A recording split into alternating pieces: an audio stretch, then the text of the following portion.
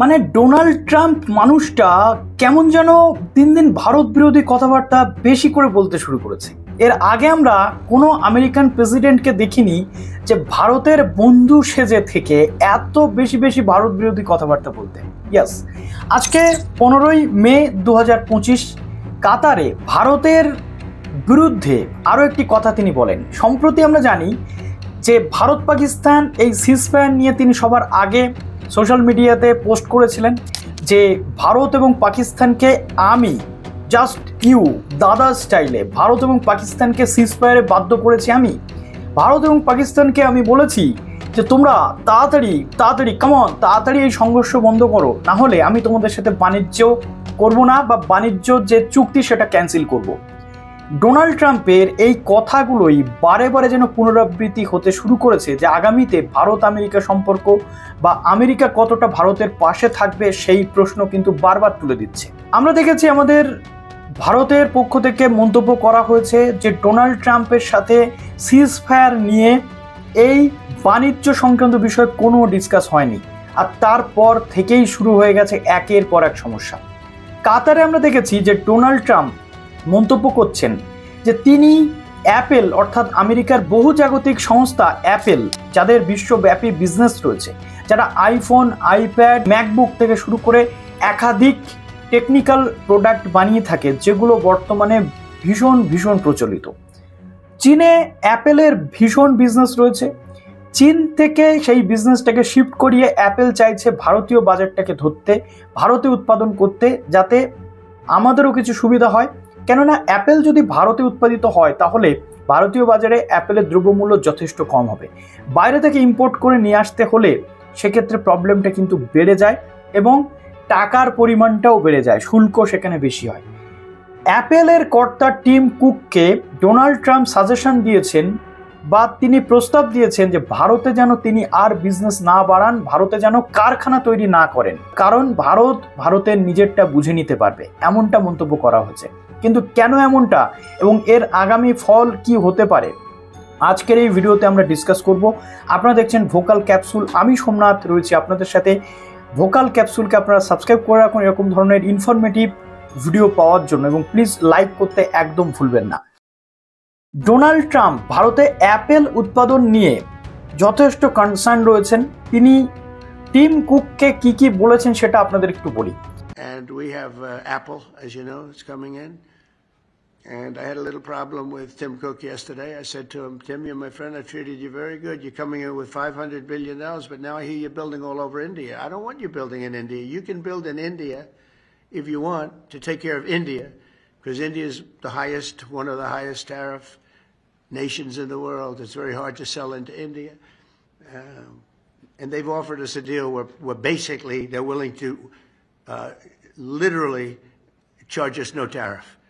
So we go from the highest tariff, you couldn't do business in India. We're not even a top 30 in India because the tariff is so high, to a point where they have actually told us, I assume you too, Scott, you were working on that also, that there will be no tariff, right? Would you say that's a difference? They're the highest, and now they're saying no tariff. But I said to Tim, look, we've treated you really good. We put up with all the plants that you built in China for years. Now you got to build us. We're not interested in you building in India. India can take care of themselves. They're doing very well.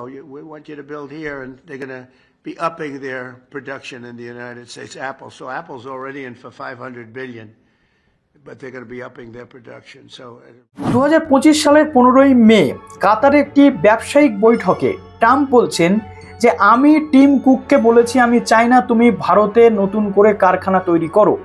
তিনি আরও বলেন তুমি ভারতে তৈরি করতে পারো যদি ভারতের বাজারের জন্য হয়, কিন্তু আমেরিকার জন্য নয়। ট্রাম্পের মতে ভারত বিশ্বের অন্যতম উচ্চ শুল্ক আরোপকারী দেশ, যা আমেরিকান পণ্যের বিক্রয়কে কঠিন করে তোলে। আপনাদের আমি একটু ইনফরমেশন দিয়ে রাখি, লাস্ট যে শুল্ক সংক্রান্ত বলতে গেলে ট্যাক্স রিলেটেড যুদ্ধ চলছিল আমেরিকার সাথে বিশ্বের বিভিন্ন দেশ তথা বিশেষ করে চীনের, কেননা ডোনাল্ড ট্রাম্প ক্ষমতায় আসার পর, দ্বিতীয়বার ক্ষমতায় আসার পর আমেরিকায় 26% শুল্ক ধার্য করেছে সমস্ত দেশের উপর। লাস্ট এক সপ্তাহ আগে আমরা দেখেছি ডোনাল্ড ট্রাম্প চীন বাদে বাদবাকি সমস্ত দেশের সাথে সেই শুল্ক সংক্রান্ত বিষয়ে একটু স্থগিতাদেশ দিয়েছেন, যদিও চীনের পণ্য আমেরিকাতে এলে 26% শুল্ক তাদেরকে দিতে হচ্ছে। ইভেন ভারতীয় পণ্যের ওপরেও ডোনাল্ড ট্রাম্পের সেই 26% ট্যাক্স আমেরিকাতে লাগু রয়েছে। এমতো পরিস্থিতিতে ভারতের সাথে বিজনেস রিলেটেড ম্যাটারে আমেরিকার কিন্তু একটা কথোপকথন চলছে। ভারতের বাজারে আমেরিকার যারা বিজনেস সংক্রান্ত ডিল করেন তারা এসেছেন এবং আমেরিকাতেও ভারতের পক্ষ থেকে যাওয়া হয়েছে।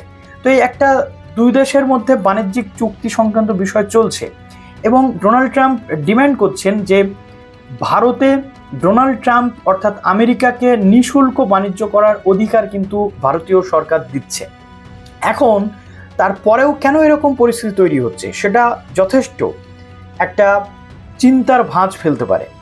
ট্রাম্পের মতে ভারতে সবচেয়ে বেশি শুল্ক আরোপ করা হয় এবং আমেরিকার পণ্যের ওপরেই সেই শুল্ক আরোপ করা হয়।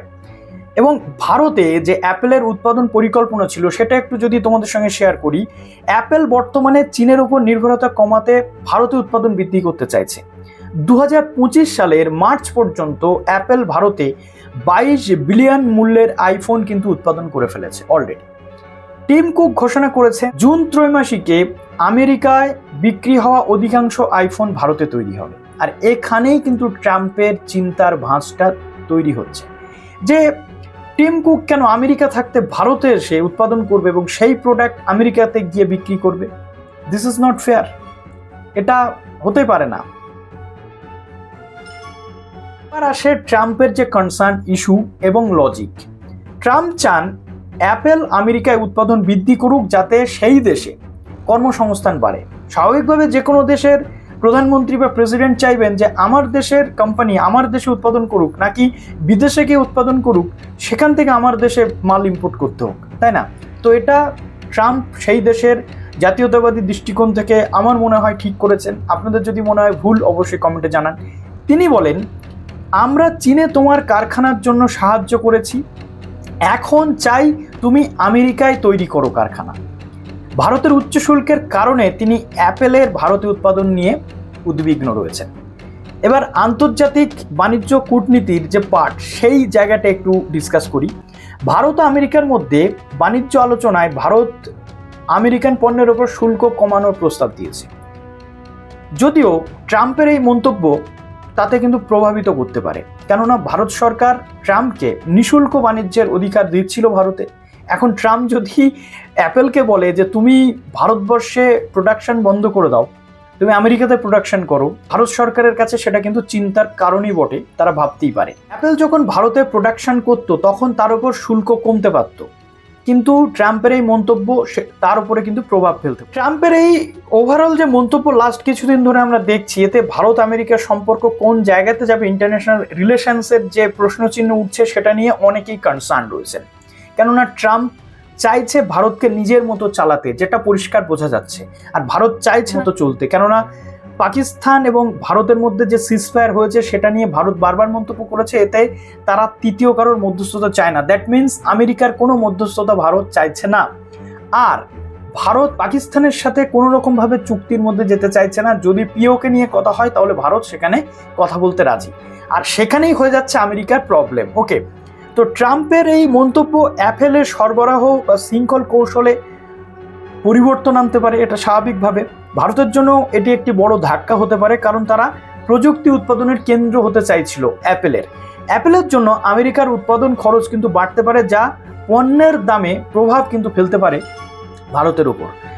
এবং এখানে আমরা যেটা মোটামুটি পর্যালোচনা করলাম যে কি কি ঘটতে পারে কি কি ঘটতে পারে না। যদি অ্যাপেল ভারতে তার প্রোডাকশান বন্ধ করে দেয় বা প্রোডাকশানের চিন্তা না করে, তাহলে অ্যাপেলের প্রোডাক্টগুলো ভারতে কিন্তু আরও বেশি দরে কিনতে হতে পারে। সেটা অ্যাপেলের আইপ্যাড হতে পারে, অ্যাপেলের আইফোন হতে পারে, বা অ্যাপেলের যে এয়ারপডস হতে পারে বা ম্যাকবুক হতে পারে। এই সমস্ত কিছু নিয়ে আমরা আলোচনা করলাম। এবার আপনাদের উপর ছেড়ে দিলাম, আপনারা এই বিষয়ে কি ভাবছেন কমেন্টে অবশ্যই মতামত জানাতে ভুলবেন না, এবং ভিডিওটি ভালো লাগলে লাইক ও শেয়ার করতে ভুলবেন না। ভালো থাকবেন সবাই, বেস্ট অফ লাক।